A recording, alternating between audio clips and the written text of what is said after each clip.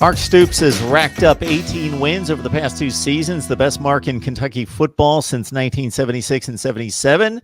The 2018 edition finished in the top 10, led by a great defense that mostly moved on to the NFL. And then, of course, Lynn Bowden was the show for the second half of 2019, gaining almost an SEC record despite just playing half the season at quarterback in a very, very unusual situation in which he just carried the offense. And if you checked out the bowl game against Virginia Tech, you saw how special he could be. We're talking the Cats in 2020. We got Kevin McGuffey on the line from Last Word on College Football. Kevin, how you doing today? I'm doing good, Mark. It's always good to talk to you and catch up on what's going on with Kentucky. I know it's basketball. We're in the heart of it right now, especially in that state. And you've got a top 10 or 15 team, something in that range. I don't keep track of it these days. But we'll talk a little football here with spring practice starting here in just a couple of weeks. So Terry Wilson's back at quarterback. Aside from those people that really appreciated, like myself, what he was able to bring to the table 2 years ago, in, again, a historic season for the Cats, he certainly played his role and played it well, but he had his detractors. But he should be back at it despite not being able to suit up this spring. Yeah. He the second game of the season last year, he suffered a torn patellar tendon against Eastern Michigan. Obviously missed the rest of the season, which forced the Coach Stoops, Eddie Gran, to go to the schoolyard and just bring in Lynn Bowden, who was a former high school quarterback, and let him basically Lynn Bowden left, Lynn Bowden right, Lynn Bowden up the middle, an occasional pass, and and it paid great dividends. With 8 wins and winning the Belk Bowl, which was voted by pretty much everyone the best bowl game of last season. So yeah, you move forward now. Terry, he's on schedule. He's not going to participate in spring drills this year, which is probably just erring on the side of caution. So right now going in, the team, it's his team. It's just a matter, we'll have to wait till September or August, I guess, when practice starts to see him on the field. But then you have, Sawyer Smith, who transferred to Kentucky from Troy last year, who went in and played, 3 or 4 games when Wilson got hurt, and then he himself got hurt and then missed, wasn't able to really play the last part of the season, which even predicated more the Lynn Bowden move. So he's, going to spring practice, he's going to be, your QB1. And then you also have Amani Gilmore, who was a highly touted recruit out of Louisiana, who redshirted last year. I think he played in 1 game. He's probably going to be maybe the number 2 guy. And then you also have Bo Allen, 4-star recruit out of Lexington Catholic, hometown kid, has always wanted to play for Kentucky. I could envision, him being the number 3, even pushing for the number 2. And then you also have out on the fringes is Joey Gatewood, the transfer from Auburn, who, Kentucky is going to try to get eligible for this season, but I don't think that's going to happen. I can't see, stranger things have happened, but I can't see him being, named, being able to play this year. He's probably, hold him off for 2021. But yeah, it's Terry Wilson's team. They talked about, you and I talked about going back to last summer, how much of an improvement, the coaching staff had seen in him from 2018 going into last season. It's unfortunate that he suffered the injury that he did, but at least for spring practice, it's going to be Sawyer Smith, and you'll see Amani Gilmore, and then probably some of Bo Allen at quarterback. And Wilson, despite his detractors, and obviously was throwing in the short range side of the field, did complete 67% of his passes when he had a full 2018 season. And it may, as you mentioned, with the Gatewood situation, play into Kentucky's favor that he's not eligible for 2020 with their quarterback depth being what you just outlined, with Terry Wilson being a capable starter. The offensive line in the running game is going to prove to be significant for this team in trying to win the SEC East this year. And this A.J. Rose, now that Bowden's out of the way, taking up all those carries, might be able to really break out this year.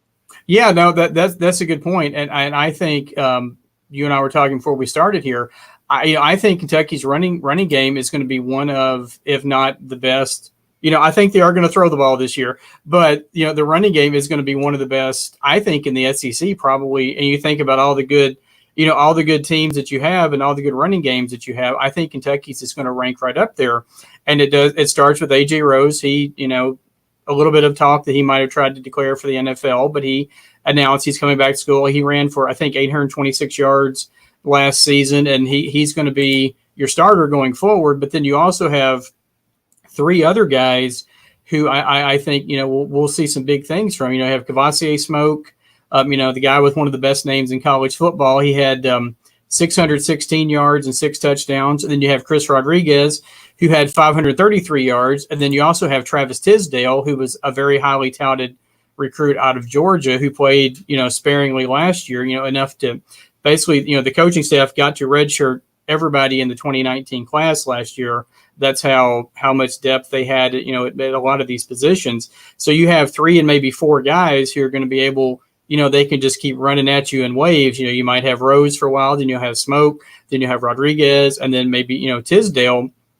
And then another player to watch, and this may be more to wide receiver, is just kind of jumping ahead a little bit, is Michael Drennan. Is a 4-star player that Kentucky got out of Ohio, who they're expecting some really big things.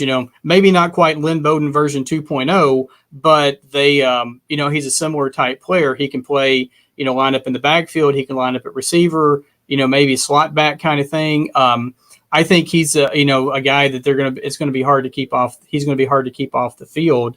But going back to the running backs, you've got really 4 guys that you can just run out there. And I think Eddie Gran, they've had a 1,000-yard rusher every year since Eddie Gran's been here, and there's no reason why they won't have 1, maybe even 2 this year, in 2020.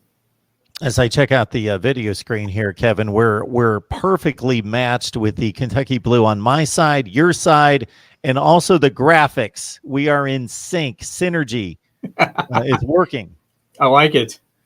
When I look at these wide receivers, I'm looking at the receiving totals from last year. Bowden, obviously, out of the mix, who had one of the most interesting years in college football history when, he's throwing the ball on occasion and threw the game winner in the Belk Bowl.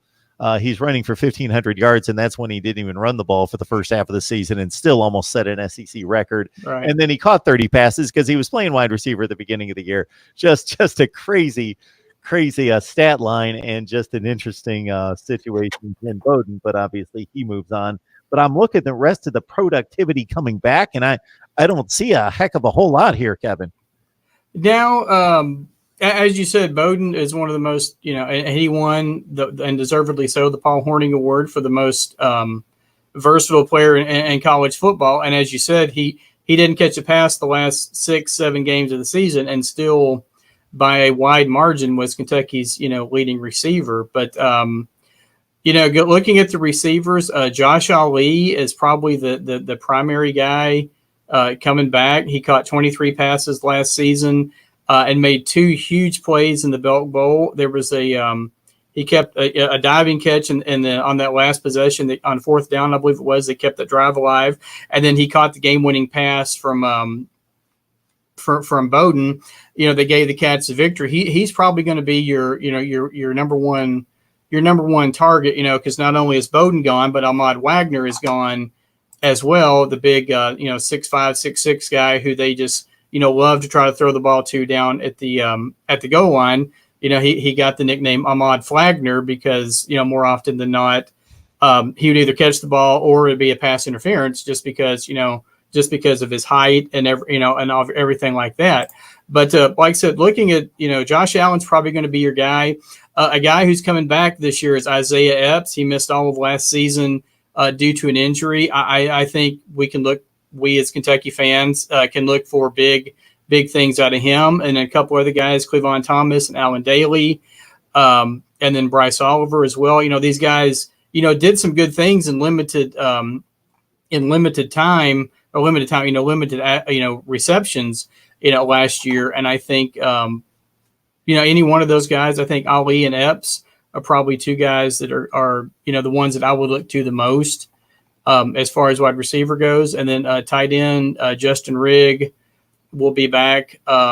He only you know, he only caught a few passes, but, you know, he was a huge, you know, big part of the big blue wall, as they like to call it here, helping open up the holes, you know, for Bowden, for, you know, on the running game. So I said, I think, you know, Kentucky will rediscover, especially, you know, if Terry's healthy and able to, and, you know, playing like they think he can, you know, Kentucky will rediscover the running game in 2020. But, you know, and I said, I think, you know, we always talked about CJ Conrad, you know, how he was such a good receiver, but they could never seem to get on the same page, you know, and I think Riggs kind of that same way. I think, you know, maybe Wilson can possibly get on if you get on the same page with him. I think he can be a big asset for, you know, for the team. So, you know, going forward.